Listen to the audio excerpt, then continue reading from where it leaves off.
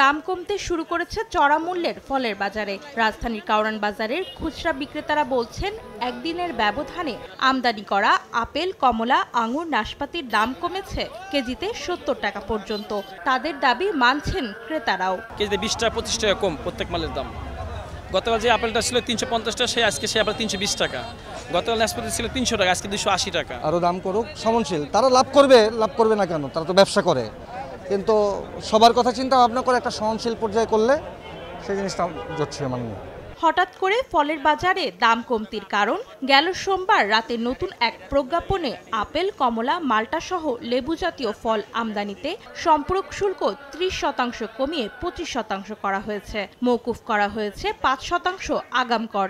তবে ক্রেতা বিক্রেতাদের দাবি, ফলের দাম কমেছে ঠিকই, কিন্তু এখনো তা বেশ বেশি। আপেল ৪০০ টাকা কেজি সাধারণ মানুষের জন্য একটু বেশি। যাদের প্রয়োজন তারা খাইতেছে, যাদের খাইতে মন চায় তারা পারতেছে না খাইতে। আমরা যারা কিনি ওই কিছু কিছু করে কিনে নিয়ে যাচ্ছি আর কি। আর একটু কমলে সবাই স্বাচ্ছন্দ্যভাবে খেতে পারবে। আমদানিকারকরা বলছেন, এনবিআর এর শুল্ক কর কমানোর সিদ্ধান্তে ফলের দাম কমবে আরও। একটা কন্টেনারে আমার যদি আপেল নিয়ে আসি, এক কন্টেনার আপেল, সেক্ষেত্রে আমাদের ৪ লাখ প্রায় ৪০-৪৫ হাজার টাকার মতন কম হবে, ৪,৪৫,০০০ টাকা। আর যেটা অরেঞ্জ মালটা আমরা নিয়ে আসি, মালটা সেটা কমবে হলো এক কন্টেনারে ৪,৬৫,০০০ টাকার মতন কমবে।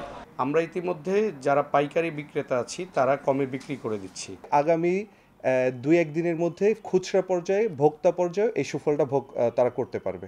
এর আগে গেল ৯ জানুয়ারিতে জারি করা অধ্যাদেশে এসব ফলের সঙ্গে আনারের সম্পূরক শুল্ক বাড়ানো হলেও কমানো হয়নি এবারের প্রজ্ঞাপনে। অন্তরা সেন, সময় সংবাদ, ঢাকা।